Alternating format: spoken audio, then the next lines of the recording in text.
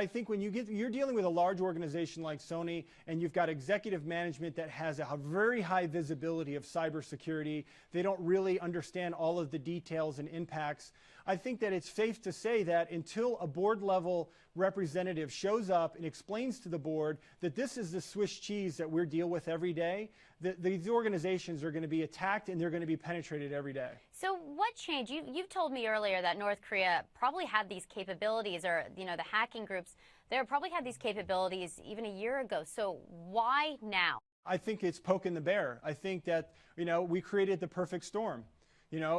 Look at the reasoning that we gave that organization for the parody bit in the movie, and in the whole intention of making fun of a relatively prideful country.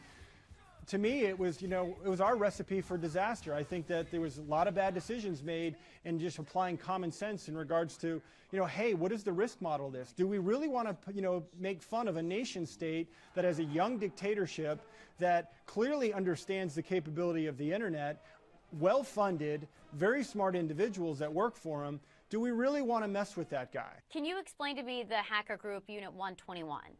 So Unit 121 is a highly sophisticated organization under the military branch of the People's Republic of North Korea.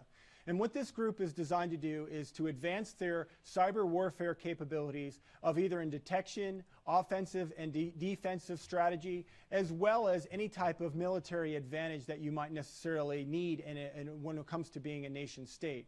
Tell us a little bit more. You told me earlier that maybe these guys are highly trained since the age of 16. Look at it as if you took some natural prodigies of internet programming. They come from a relatively suppressed, hardworking country, and then you give them benefits and rewards of doing great work with maybe no moral standard of doing right or wrong. What can companies like Sony, do to protect themselves? You help companies all the time protect themselves, but what can a company like Sony do to protect themselves against this level of attack? Educate your employees. Insider threat, even if it's out of ignorance or incompetency, employees are your most dangerous asset in a way. So you used to help out Sony, you used to advise them. Did they seem to have a good grasp on this? When we started, this was the internet was just taking shape. No, not at all. We had our hands full. Every consumer electronics division, every area of internet of where Sony was relatively a big brand back in the early 2000s when it came to consumer products. Let's just say we were very busy, because you're dealing with a rapid exponential increase of dependency on the internet. And if we're growing faster on internet dependency than the competency of the board and the leadership, you have obviously a huge delta of risk and a competence and an intellectual gap.